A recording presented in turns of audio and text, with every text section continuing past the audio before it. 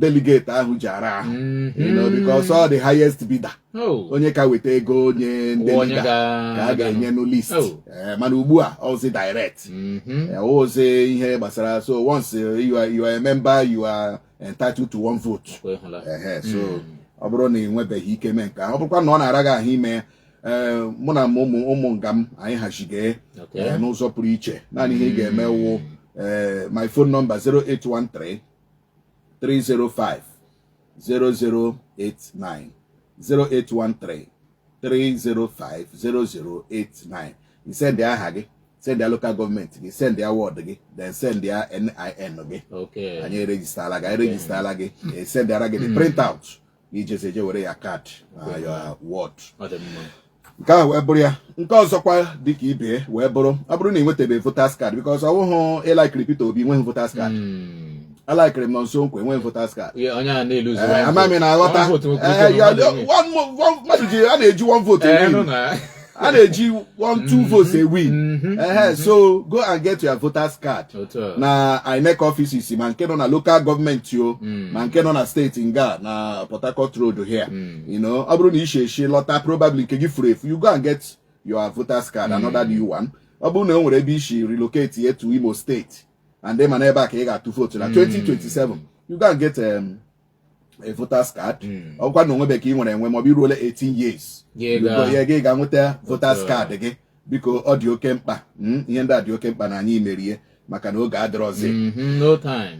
Adị ma o nwere mkpụrụ ihe atọ m chọrọ iti gị ọnụ mana ịbụa ka m ga-egbutu nwa nkenke tupu anyị aga n'ihu na nke dị oke mkpa.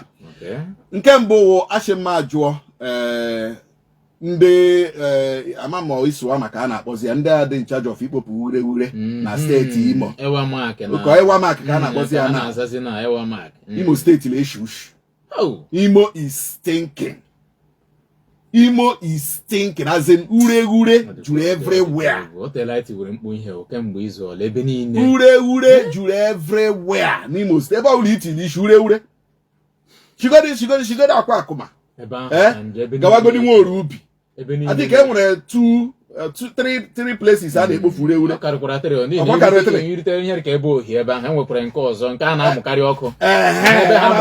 Ahapụla ya na-abịazie shiftezie denụ ebe maternity, ebe Chinedu maternity nwere ihe nọkwa nga a na-amụ ka ahụ ọkụ na ahịa Rochas nga ahụ nwere nke nọ dị ya. Ebe a ndị polisi na-anọ nwere nke nọ dị ya. Nke amaka ọhịa ebe ahụ ure ka ure. You know, then TG side ebe make na-agba Old Road Ugbo Mmiri, that Ugbo Mmiri Comprehensive Secondary School. O nwere ure ndị nọ nga ahụ. How many years now? You know, then oge bịa batazia ime town ga Douglas ebe ahụ niile wụ pọtọpọtọ. You know, so ewe m na-ajụ ndị ewe maakị a gịnị ka ha rụga? Gịnị ka ndị ewe maakị rụga? All this same ewemak wounded in charge of equal nwaanyị na-aza main road ụgwọ. Mba no, they are not being paid now for the past how many months. Ụmụ nwaanyị most of them ụmụ nwaanyị isi mkpe. That is it now. O nwere nwaanyị di ere ndụ ga na-arụ ọrụ ahụ. Less man the man o nweghị ihe ọrụ ga. Ego ole ka a na-enyekwa ha nchọnchọ ego. So anyị ekwuola ihe a kwuchie ike. Ewemak please. Ọchịchị steeti Imo biko. Ama m ihe mere o jiri ka onwe ihe gaga Imo State. Go to Enugu and see how clean. Ọkwa agala ha Enugu na. Abega ha APC zonal convention ha Enugu. Ọkwa Governor Hope Uzodinma in Enugu dị. Commissioner for Health and Environment ọkwa ha sochaga. Ọkwa ahụrụ how clean Enugu dị. Nwere ike onye ewe maka ya now. Ihe mere Imo State ji eshiga isi ọ hapụrụ ọrụ ya gama politics. Yes now. O nwere ike ọ hapụrụ ọrụ okwusiri gama politics, gama convention. Imo State aeshi iti give me yesh. Ihe anyị ji ekwu ya maka before you know it, they went outbreak of one disease or the other. You know, they went outbreak of one disease or the other. You know, so nothing is working. Ima, I know because now you opposition. Oh, now you opposition. But I just one no when you hear Gaganimo, nothing. This state, Imo State now survive by the special grace of God. When he gage be, when he got I will start with it. na onweghị ihe gọọmenti ya Hope Uzodinma gọọmenti Hope Uzodinma for the past how many years ọ rụrụ until ya pụọ by next year or next 2 years or from a year and onweghị ihe ọ ga-arụ in these 8 years na anyị ga-asị ihe ewu ihe nlereanya anyị ga-asị ihe ewu ihe a ga-asị no gọọmenti bataga biko continue from where this man stopped. Onweghị nothing. You know, onweghị ama m ihe ndị mmadụ, you know, people are just praising him for nothing. A na-akpọ ya infrastructural governor of the year. Infrastructure na ụdị na ịrụ federal road. Federal road ịkọletịrị ego. Yes now. Gọvanọ anyị ọ dịghị ka onye ga-arụcha federal road hapụrụ ha the money. You look like that kind of person now. Oyihe onye ọ ga-awasị mgbe ọla nnụ nwetara na-enye m. No. Anyị ma ndị ọ ga-awa oru asị ngwa na onye a nwere ike sị hapụ. It is not our governor. Ọwụ gọvanọ anyị ga-arụcha federal road a sị hapụ mgbe ọbụla nnụ nwetara federal gọọmenti na-enye m ọwụ odere mmadụ ya na-aghọta ebe m na-eje. So ị gaghị apụta sị m because ịrụ federal road dị ka anyị kwawara gị aka. Federal road that the federal government has reimbursed you and refunded you ka anyị ga na-akwara gị aka for what now? What happened to Omogoma? What happened to Mberi? What happened to Ishiala Mba Nodem? What happened to Obo with them? What happened to Ime obodo ebe villages? Kedu ihe mere rural roads? Ọ bụrụ na iji ego anyị na-arụ rural roads sef hapụrụ anyị federal road ọ ga-akara anyị mma. Yes now. Because on Imo village a ka anyị na-eche ebupụta ihe ndị mmadụ na-eri. That is where they transport ndị na-akụ ubi, ndị na-akọ ji, ndị na-akọ ntanigbo. Ebe a ka na-eche ebupụta ya taa. So ọ na-ahapụrụ ihe federal a were ego federal a rụọla anyị ụzọ Mberi. Otu Oriemberi from Oriemberi to Amankota nọ na ebidiri ọrụrụ. From Oriemberi to Obakro o didiri ọrụrụ. The entire ụmụ ọmụmụ o didiri ọrụrụ. Lee n'ụzọ ashi police junction. Yes, o bidoro from kedu ahụ ya Ukwu Ọjị to police junction. But ụzọ ahụ ọrụ ga etibe gota. Ahụbe m gota aka dị na aka ebe. Amaghị m because ekwesịrị a na-arụ ụzọ na-eti gota. Ọwa arụcha ụzọ bịa tibe gota. Amami na agota. Lee n'ụzọ ashi from police junction police junction yes. Gawazia Ụmụahị. Gbara nnụ gawazia Ata. At least ọ bụrụ na o ji ego anyị ego eji rụọ federal road ndị rụọla anyị ihe ndị. Ama na nke awụ nke anyị nke ewu ke ha. Ị na-agọta? So these are the issues. So ama m nweghị ihe gaga n'Imo State ọwụ salary ọwụ ka akwụga. Ọwụnụ pension ọwụ ka akwụga. Ka a na-akwụ Peter hapụ Paul. Akwụ Okechukwu hapụ nne. That is the problem now. All with the problem anyị nwere n'Imo State. O nwere one woman, a teacher. Kamgbe Hope Uzodinma batara. Here we just one of many examples so. Because I'm a bonye eke. A principal of Ramata. Kamgbe Hope Uzodinma batara. That woman eribe salary. Oribe salary. You know? Then abịa na nke pension. Ya be were nne m ma na-atụ. Kamgbe Hope Uzodinma batara, nne m Margaret oriele pension. So these things which are with the facts. A na-ekwu all with the facts. Anya na-ekwu na ọka ikwu okwu. So ya wụrụ ya. Then secondly, anyị chọrọ ịma kpọmkwem ihe na-eme ọkụ latrik n'Imo State. Anyị chọrọ ịma ihe problem. Onwere is there any problem? Onwere ebe ọkụ kopụrụ, ọkụ Imo State o kopụrụ ekopụ. Because we have been suffering lack of light for the past 3-4 weeks. You know, we have been suffering. Ka ọ na-ebe na egbu, ka ọ na-ebe na kedafia mgbidi, ka ọ na-ebe na irete, ka ọ na-ebe ọrọgwe, ka ọ na-ebe ọgbakọ. Everywhere, darkness everywhere. Ma ga enweghị generator, inweghị solar, then onwe ihe gbasara gị na ọkụ. Ma ga enweghị solar, inweghị generator, onwe ihe gbasara gị na ọkụ. You know, the other time ka some people mere protest, ama m ndị mere protest ahụ to EDC office na Port Harcourt Road nga ha agbashi office. You know, they should come out and tell us what is the problem. The other time the new EO ka na-ebo ebubo na kama ọ ga-eje zụta because a na-enwe ọkụ a na-azụ ọkụ azụ a na-azụ ya from the main power. Yes, when you pay they give you amamoto or kilowatt ka ọ gịdị ka na-abịa. Ha enye gị nke ego ole ka ịzụrụ. Ịzụ nke 200 million ha enye gị nke 200 million. But anyị na-anụ na-ebubo a na-ebo the new EO dị in charge of ọkụ n'Imo State na-enye 200 million. Ọ bụrụ na ha nakọ ego nakọ 200 million ije zụta ọkụ 200 million ya eje zụta ke 50,000 zụta ke 100,000 then ya zụtazi ke 100,000 ya bịa tụwashim ya you know, ya bịa nye ndị ebe ke 50 kobo, ya nye ndị ke 10 kobo, ya nye ndị ke 5 kobo. That is what, that is the allegation.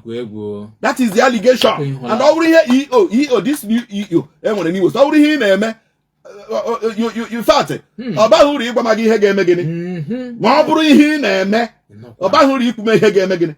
If you are giving money, if you are collecting money from people, and you are not buying the commensurate light, whatever, you know, and you are just eating off the people or trying to overbloat EEDC.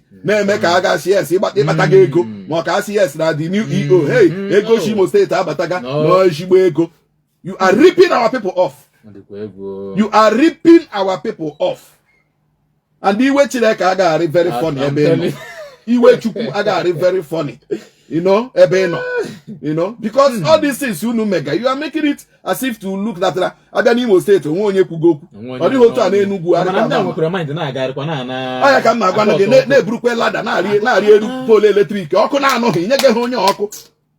If I give flash, Yara Hoko, flash Oko, each idea caught Okuma, which you with a beer, flash Oko, no to give you a court, yeah. Conscience in the EEDC. Do you people have conscience? Do you people have conscience at all? EEDC? You get a young madoko. We got with a bill. Give flash air na bali. Early momo. Ibrule la dabia. Diabe koto. Ibrule la dabia. Ibia koto oku. Oku inenye humado for 4 weeks. Inye humado oku for 3 weeks. What is that person paying exactly? Oku darkness. That person is paying for darkness. For 2 hours, in 1 hour, but either give bro bill 10,000, 30,000, 50,000. Oh, ne big gaga, and I brought 100,000. Ego kaka we Google. I'm not and the EDC, Adeka and the landlord on Aruko.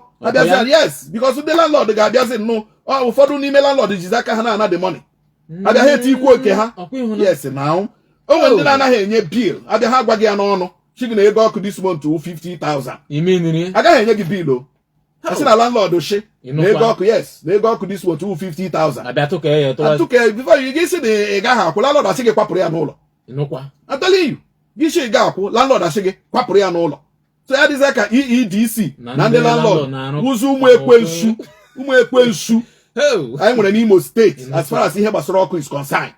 So EEDC, Iwe na ha aboile la ndi Imo n'obi. Yes. And then no that day umpro mmadụ ole na ole eshi ndị Imo ga-echete nno. EEDC eshi ndị Imo ga-echete nno. Eshi ndị Imo ga-ebili. See that enough is enough. Gate ahụ nno gbachiri nga ahụ. Gate ahụ will not prevent them.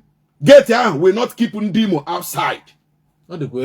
EEDC anyị na ha ekwulie. Anyị na ha amara ọkwa mmiri before ye esowe.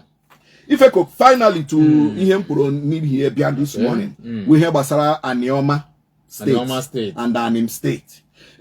Most of our people are aware of the new creation of state for Southeast.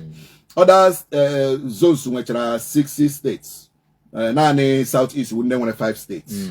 And by the special grace of God and by the act of the National Assembly, I say that Agekeku one more state for Igbo, you know, and within this one more state, and when a lot of states in there, Potarano, and when I that state, and when a Titi state, and when a Aniome, and when I name state in but Nime state in there, 2 can I consider. Okay. Ufuanem, Anioma. Okay. In Agota. Now, let us look into the advantages and disadvantages. Okay. The merits and demerits. Now, Anim State. Many people they push, especially from Olo side. Okay. Many people from Olo. Yes, when they push to get Anim State. Okay. Anim State with the entire 12 local governments in Olo. Then part of Ihiala. Okay. Oga and Agwata them. You got to go? Oh, in the game make it up. Anim State. And the capital Yagan on Olo. Okay. In fact, Governor Nyabashielo, Sikejero, Government House. Governor Nyarola, Government House, Anim State in Olo, package, even before the creation of Anim State, Governor Nyarola capital. Anami na agota ebe anyị na-eje. So secondly, Anioma wo ụmụnne anyị ndị nọ Delta State. Mgbe ị ga-asị na ewu Delta, a na-asị Delta Igbo, enweghị dịka Delta, you are an Igbo man. Enweghị ihe dịka Delta Igbo, ọ nọ dịka ndị Ikwere. Ụfọdụ na-asị na ha awụghụ ndị Igbo. Tere ụgbọ etere azụ ha wụ ndị Igbo. They cannot deny their ancestors. Ma na-azakwa na mechi aza nwe ike. Amami na-aghọta. So Anioma wụ ụmụnne anyị ndị nọ Delta. Ụmụnne anyị ndị Igbo nọ Bini. Enwere ndị a na-akpọ ndị Igba nke na Bini. Ndị a bụ ndị Igbo. Ụmụnne anyị ndị nọ Kogi State. Ha nọ very close to River Niger. Ha na ndị Anambra, ọ bụrụ na ị ga from the history ị ga-ahụ na o nwere ndị Kogi ha na Anambra ị ga-amadị na ndị ahụ ndị Kogi mana ha wụ ndị Igbo. So ụmụnne anyị ndị nọ Kogi, ụmụnne anyị ndị nọ Delta na ụmụnne anyị ndị nọ ndị Igba nke nọ na Benin City wụ ndị a chọrọ ịka vụrụ out Anioma. Capital ya ga-anọ na Asaba. Amami na-aghọta. Capital ya ga-anọ na Asaba. Now, when we look at the advantages and the disadvantages, Imo State, agaghị enye anyị dịka ndị Imo, for instance, Imo State ga-apụsị from oil producing state. Imo ga-anọkwa o, mana anyị ga-awụzi oil producing state. Ya alaala ndị ọlụ, laziala ndị Imo State, ya wụ ndị ọlụ nụ. That is it. Uguta will go to Imo State. The Hajegbe man is sure when Hachohi so na Imo State that they want to remain in Owerri. Yes, they want to remain under Owerri zone and the Imo State. Na Hachohi, in fact, they have passed a vote of no confidence. And you may not have had them. Okay, I've not have, you know. So give a chop that na Hajegbe Majoraju na Hachohi so na Imo State. He happen na Imo State. And the Imo State will deny Imo State the status of oil producing state. Anyị ga-agba aka. Yes, Imo ga-agba aka. Adapa mo si na na-enwete alala ndị ọlụ. Anyị ga-agba aka. That is the truth. Now, the most important argument wo ụmụnna ọ ga-aka mma that akwụkwọ nwe ha akwụkwọ nsọ kwuru. Akwụkwọ nsọ si na onye ọkpa atụrụ a shepherd tetere in the morning. Go atụrụ ya ọnụ. Atụrụ ya dị 100. Ya gụọ ya ọnụ ihe ọ gụtara wụ 99. Ofu eripụla. Gịnị ka o mere? Ya hapụ 99 o. Chọma ofu ahụ ripụrụ eripụ. Na-aghọta ebe m na-eje. Chọma ofu ahụ ripụrụ eripụ mee gịnị? Chọta ya. Ọ ya wụ a good shepherd. Now, welata ya n'ụdị Anim na Anioma. Ụmụnne anyị bụ ndị Delta, bụ ndị nọ na Delta State. Agụnyeru ha na another state. Ha na ọdụ ka ndị kpafuru akpafu. Ụmụnne anyị ndị Igba nke nọ Bini, ha na ọdụ ka ndị kpafuru akpafu. Ụmụnne anyị ndị nọ Kogi, ha na ọdụ ka ndị kpafuru akpafu. You know? So ọ gaghị aka mma inye ụmụnne anyị ndị a sense of belonging. Kpalụ ha ụyọ. Ka ha sorozi ụmụnne ha bụ ndị South East. Hapụzi iso na South to South. Is it not better? Is it not better? That is the only thing a right thinking person nwere ike iche n'ihe gbasara Anim and Anioma. And again, with Anioma State, Igbo enwekwele another oil producing state. And a state that is closer to the River Niger more than Anambra. And also a state that's why we can say I nwere ike iji mmiri no gburugburu ha mere seaport. Now, if Anioma State is created, imana ha na Anambra ga na-arụkọ very well. Ekwu okwu ihe gbasara ndị Igbo si biko ka ihiwe seaport ebe dị otu a. Ọwụzi gị na steeti na-awụhụ steeti ndị Igbo ga na-akpazi nkata. Ọ gị na nwanne gị ga na-akpa nkata ka anyị jiri mmiri a unu nọ n'ofe nke a anyị nwa nọ n'ofe nke a anyị niile bụcha ụmụnne na anyị chọrọ ijizi mmiri a mee gịnị mere seaport. Ọ ga-adị very easy karịa nga Anambra na Delta na-abụghị ndị Igbo nwere ike bịa kpawa gasị no na onwe ya dị na-abịa nwe etinye ike ebe anyị gọtara ndị a na ihe ndị a. But once e nwere Anioma State, that one is a deal. Is a sealed deal. The most important ụmụnne anyị ndị a, we need to bring them back.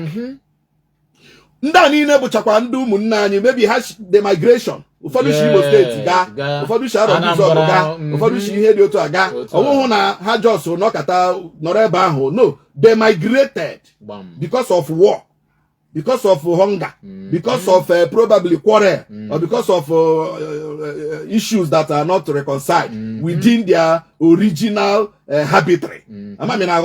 So they migrated for peace, they migrated for prosperity, they migrated to have peace of mind. And now this is the time. This is the time to bring them home. This is the time to bring them back. Onye owola propagating an state is selfish. Yes, onye owola, because for instance now, as in actually another 6 states na southeast. Look at this illustration. Even when rice is as in any one more bag of rice. Is it not to go and buy another full bag of rice? That is what we are saying now. Is it not to go and buy another full bag of rice and make it 6 bags of rice? So ndo wula kuga in state ihe achọrọ ime wu n'ime 5 states here nwere now. Keshize 5 bags of rice. Atop ofu akpa. Eshinga amapụta 2 plates. Atop another one. Amapụta 2 plates. Atop another one. Amapụta 2 plates. Atop another one. Amapụta 2 plates. Then you have reduced the value of the remaining bags. It doesn't make sense. So the most important thing is India, sense of belonging. Bring them home. Tell them yes, always you couldn't pafu. Which might not be because of no cause, but come home. Come home. And you na Imo State. Now, when you look at all Ejimere capital, and that's Ejimere capital, and that's Sabah. Ejimere because the Babio said that the capital of Delta was a worry. You know what? Yes, or what I was because Anioma will take Asaba. Anioma will take Asaba. Then Delta State capital will shift to Warri. Yes, you know. Now when you look at Asaba and look at Olo, Ole ke n'ime ha abụọ ke dị more economically viable. Asaba no. Asaba na-eti etinu. Asaba na-eti economically. Asaba the buoyant. Gịnị na-eme n'Olu? Nothing is happening n'Olu. Even ebe arụ government house all self, mmadụ ole na-echikwa nga ha agbafe. Ama m na whatever anyị na-eje. And so that is what we are saying. So we people like us are in support of an state. We don't need an state. Only all pushing an state is selfish. I know that they pushing each other, push it how or governor. Only case or Senate president. Personal aggrandizement, personal interest. It is not for the interest of Igbo. I cannot see that push. Ya push it here now. Ya or governor ndalo ndan state. Onye kenunga gazia Senate or Senate president. Personal and selfish interest. Greedy interest. All the problem I want to hear. Come on, I consider Imo State. Need their full support to Imo Munna in the neighbor. Hana chose because of personal interest. Oh, here we get Imo State. Most of the politics Imo State be very greedy. Very greedy people. You know? So my brother, ndị Igbo, ndị Imo na-ege ntị, onye ọwụla kwesịrị support to Imo State. Imo State is the deal. Very soon I got a call for public hearing. And we will go to Abuja and tell them why they should give Anioma the state status. Very, very important.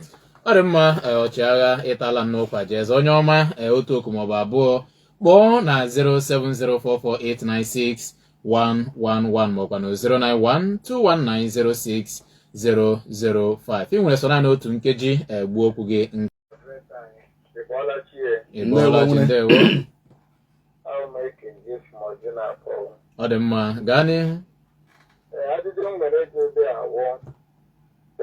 Ọ dị mma ma anyị wetakwu one state from ndị Igbo anyị ndị na-amatabeghị na ha bụ ndị Igbo dịka otu azụ. On the passage of the constitution, this resolution by the National Assembly does not say create more state for South. Or say create more state for Southeast. So there is no way against create Anioma and South. I know it's not possible. You know? Onye no ga Ebola chi nna m okwu Eda Sam. I greet you. Oh yeah, balagu munem. Eda Sam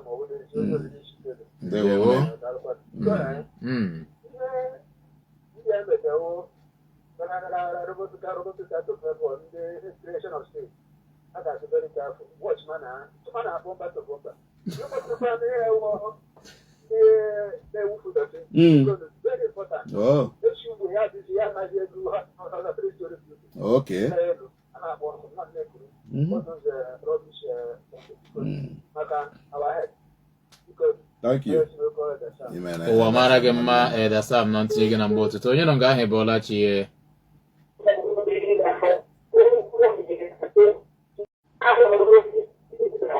ya ewutala gị n'ihi na iku na-enye nsogbu onye nọ nga ahụ ebola chi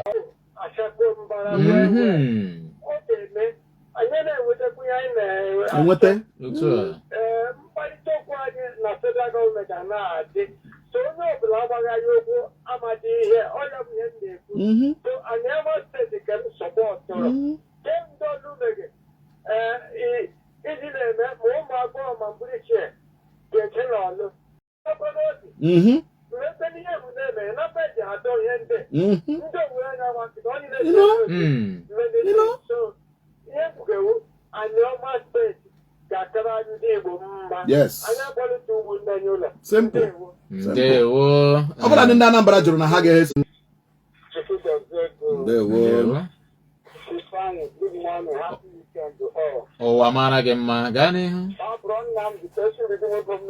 nwanne m nwoke ụwa mara gị mma anyị hụrụla ndị wu prezidenti demokrasi lahụ ministri enweghị ekere steeti ọchịagha dị izi ọpụrụmere na Tinubu ga-asaịnị ka enwe Aliọma steeti nke mbụ enwere politiks mere na Osisa few months ago ebe anyị hụrụ na ha jisila ha nọzila ọlụ zon bikọs anyị hụrụ na oyi agbata gala echọrọ ịwụ gọvanọ ha sịla ha nọzila Old Owerri ọha ji ọ ga-esola dis ọlụ steeti ma ọ bụrụ ma ọ bịa imene nke mbụ ọ jụrụ wụ ma Tinubu ga-ekewapụtanwu Imo State. Of course now the possible now. It is one of his constitutional rights and responsibility to create states where possible, and especially anyiwa ndị Igbo we are 5 ndị kọsọrịcha 6 so it is justifiable enyekwara more states. Then ihe gbasara Charles Orie claim gani ya onye Owerri zone keho fa keho in fact keho no ngakpu ya na owe egwu ka ogwuge he's just joking. Charles Orie is onye olu zone. They cannot deceive us.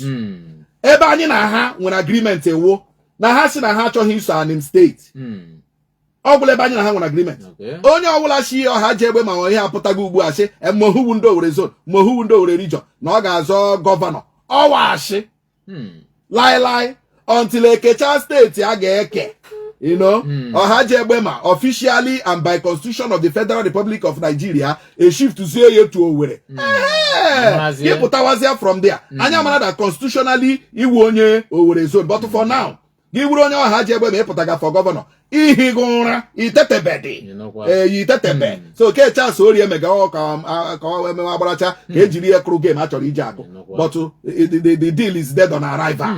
Ọ ga-awọkụ ọ dị mma ọchịagha n'ihi oge anyị agbaala kwarapụ okwu ikpeazụ na nkenke okwu ikpeazụ m na-ekwu wee bụrụ ihe gbasara Anim na Imo steeti Imo steeti ka ịbụ ndị Igbo chọrọ maka na anyị enyoole nyoye chọpụta na nke ahụ ga-aka bara anyị uru ọ ga-akara anyị mma na anyị kpọlakọtara ụmụnne anyị ndị gbafuru agbafu bata bukwere n'ibu dịkwa na economically viable wụ na ha ga-awụ liability. Anyị nwe Imo steeti ọwa asset mana enwe Anim steeti ọwụ liability. Anim steeti wee waste but Imo steeti wee big plus. Ọ dị mma ụwa mara gị mma ọchịagha n'ikuku nke mbụ